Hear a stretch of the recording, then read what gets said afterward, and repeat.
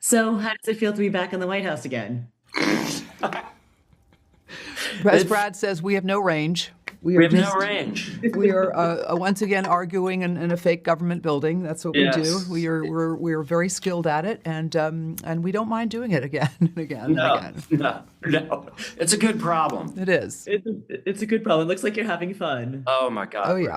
Bradley, how quickly did you say yes when this offer came your way? Immediately, but before the end of the text that I read, I was like, yes, yes.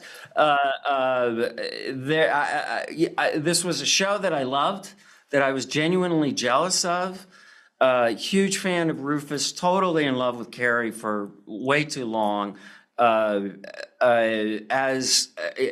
just have always found her acting to be spontaneous and effortless and complicated. And I was jealous of the show. And when I got this text, I was like, oh my God, yes. And Allison, what do you think about working with Allison? Uh, you know, Just lie. Just lie. Just say it. Good. yeah, yeah. It is, all kidding aside. I mean, Allison's one of my favorite people on the planet. She happens to also be truly one of the greatest actors that we have. We got to sort of find our sea legs together in this weird cauldron a while ago, and then we got to spend the most of a decade trying to make really complicated, challenging, joyous writing work. And to be able to do it again and take all that history and put it into this weird fucking marriage is just really fun. And Allison, how hard was it for you to fake the chemistry with Bradley? Oh my God.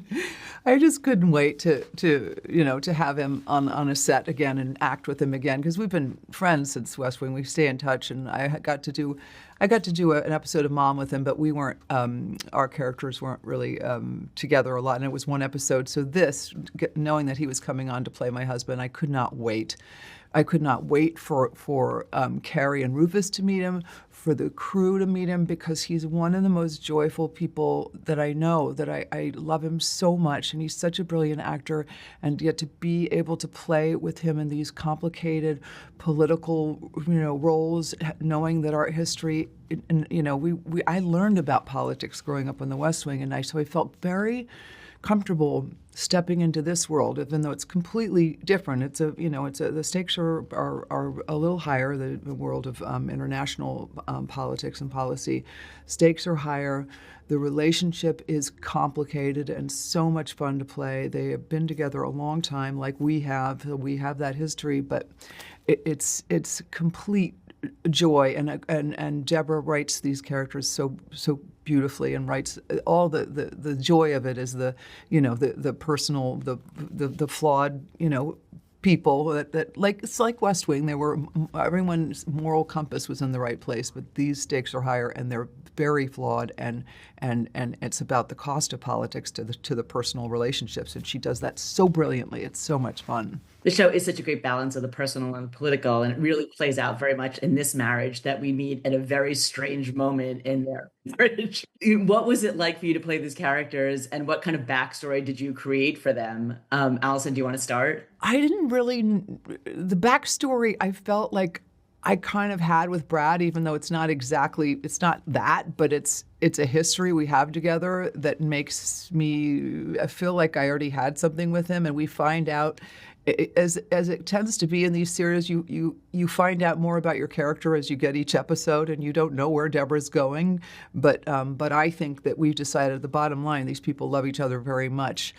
They just happen to be really irritated by each other during this transition of Grace into Grace into president, and Todd as the first gentleman, or the first lady, as he says, as he's introduced. So he already set up to be someone who's like uncomfortable with this new role, and and I don't know where it's going to go in this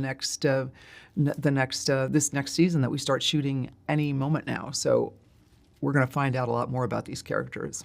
Bradley, what about for you? It just made me laugh immediately. I could tell what she was setting up with that first line. First lady, like it's kind of a Doug Emhoff who's not like thrilled about it.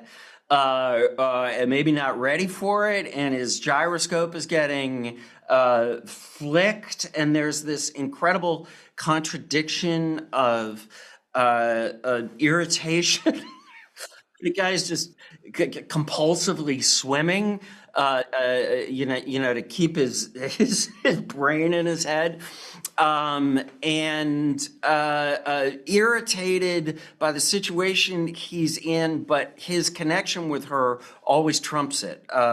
He's being impossible in that oyster scene, and but at the end of it, it's like, no.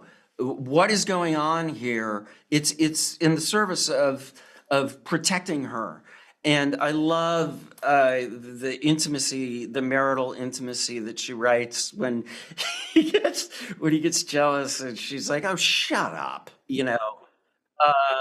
which is such a unexpected but truly intimate marital response to this guy having, who's position in the world.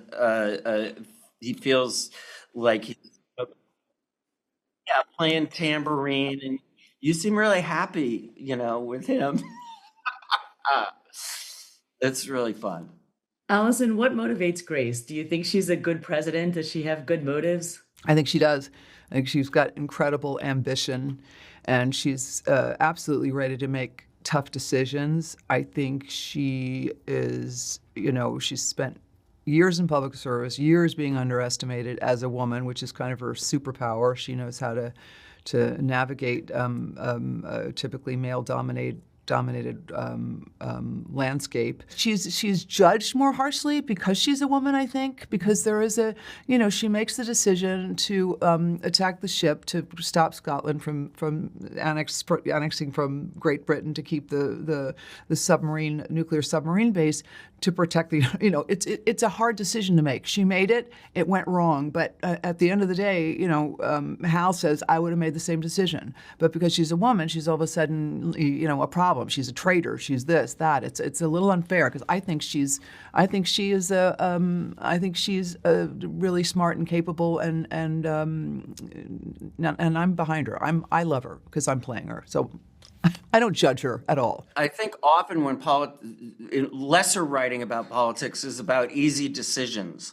This is very complicated, decision that she's made. And it occurs to me, just watching you, Allison, during this interview, as you speak about Grace, like it's what's fun about our relationship is I'm one of these cursed guys who loves strong women. Is kind of I want her to be strong, and I am tortured by her strength. So do you think she's having an affair with Hal? Is that real? I don't think he thinks that. I think it's just this like dog park, seeing the person you love utterly fulfilled and delighted as they work with someone else, can be tricky when and yet we don't know. We don't know where Debra's going. We have no idea. But I don't think they will. I think she's just really loving their relationship, their working relationship, and she knows she's with someone who's able to make the tough decisions with her. But it's so cute to come into the room, and he's like all just jealous that they've been having their fireside chat, and it's just so much fun to play those scenes with Brad. And just shut up. Just get over yourself. I keep thinking about that scratching post line. It's a great line. Great line. Yeah.